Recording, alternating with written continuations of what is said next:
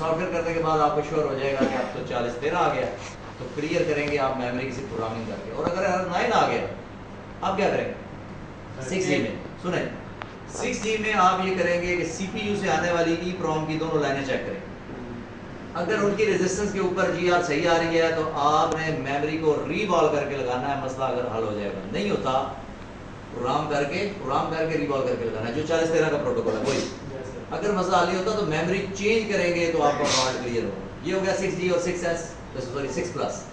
अब सुने 6S में अगर फोन रीबूटिंग पे आता है तो आपने सारा प्रोटोकॉल 6G वाला 6 प्लस वाला फॉलो करना है, जो 4013 में हो सकता है या एरर 9 में हो सकता है। सारा प्रोटोकॉल फॉलो करने के बाद अब आपने डिसाइड कर लिया है कि मैंने इसको सॉफ्टवेयर करना है। सॉफ्टवेयर करने के बाद पता लगेगा ना 4013 या एरर 9 है।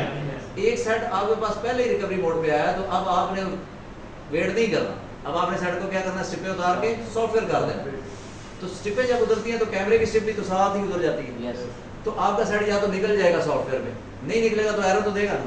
अगर वो 4013 दे और इन मॉडल 4 मॉडल में से हो 6S, 6S प्लस, 7 और 7 प्लस में से, तो उसके अंदर मौजूद शॉर्टेज है। वो शॉर्टेज किधर हो सकती है? मेमोरी के साइडों पे लगे कैपेसिटर। वो शॉर्टेज किधर हो सकती है? किसी भी स्ट्रिप के अंदर।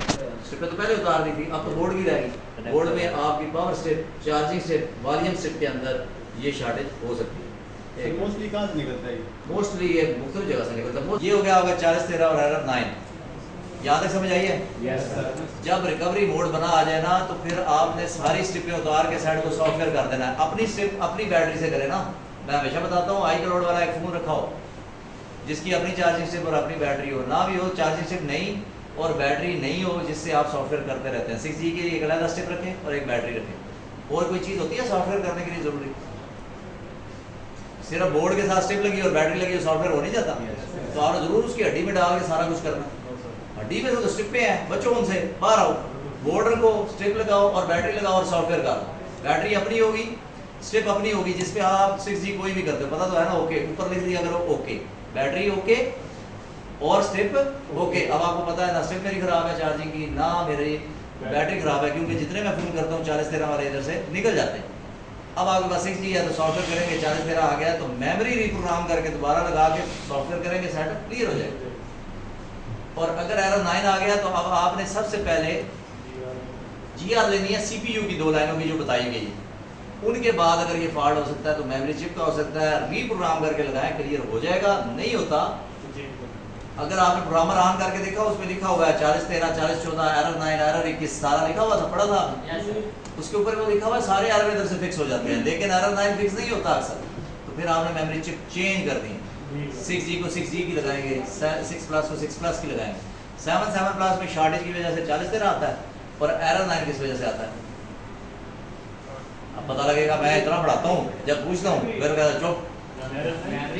एरर 9 मेमोरी की वजह से आए और मेमोरी चेंज करनी पड़ेगी और उसी मॉडल की मेमोरी दोबारा लगाएंगे। क्लियर है? सिर्फ 6S के अंदर बैक कैमरे का कनेक्टर उतार के आप अब स्ट्रिपें पहले ही उतर चुकी हैं तो फिर मसला है, आपने ये ध्यान में जरूर रखना। आपके पास फ्रेश डाटा आ गया, लैपटॉप बना आ गया, यानी वो रिकवरी मोड पे है। अब आपने सॉफ्टवेयर ही करना है तो बराए मेहरबानी सिर्फ सारी स्ट्रिपें उतार लो और सॉफ्टवेयर कर दो। कैमरे भी तो उतर गई है, LCD भी उतार दो ऊपर से, बोर्ड अकेला, चार्जिंग से और बैटरी रह जाएगी बस। बैटरी भी अपनी, चार्जिंग से भी अपनी, पीछे रह गया क्या? अब रियल बोर्ड का फॉल्ट होगा तब भी पीछे रह जाएगा ना। तो फिर एरर 9 कहाँ से करेंगे? मेमोरी चेंज करेंगे, सेट क्लियर हो जाएगा। तो ये 4013 एरर 9 बहुत कॉमन फॉल्ट। अच्छा X में भी सेम ही जो फार्मूला मैंने पढ़ा दिया ना, जो 7 प्लस 6S प्लस में है, 16 प्रो मैक्स तक सेम है। अभी तक तो आप 4 मॉडल कर रहे थे, 4013 और एरर 9 का सारे 17 प्रो मैक्स तक ये साथ क्या ना एक लगा दो। अब ठीक है, 6S से लेके 17 प्रो मैक्स तक 4013 आएगा तो वो फॉल्ट वही है जो 6S का, 6S प्लस का, 7 का, 7 प्लस का। अब हुआ क्लियर 4013? और 17 प्रो मैक्स में एरर 9 आ जाएगा तो पक्का मेमोरी का है, जैसे 7 प्लस में। जैसे बता दो रहा हूँ मेमोरी का होता है, मेमोरी चेंज करो सेट ठीक हो जाए। अब देखिए आपको मैंने कितनी यूनिवर्सल थ्योरी पर इन 2 फोनों पे इस वजह से फोकस किया कि आपको ICO की थोड़ी सी समझ आ जाए।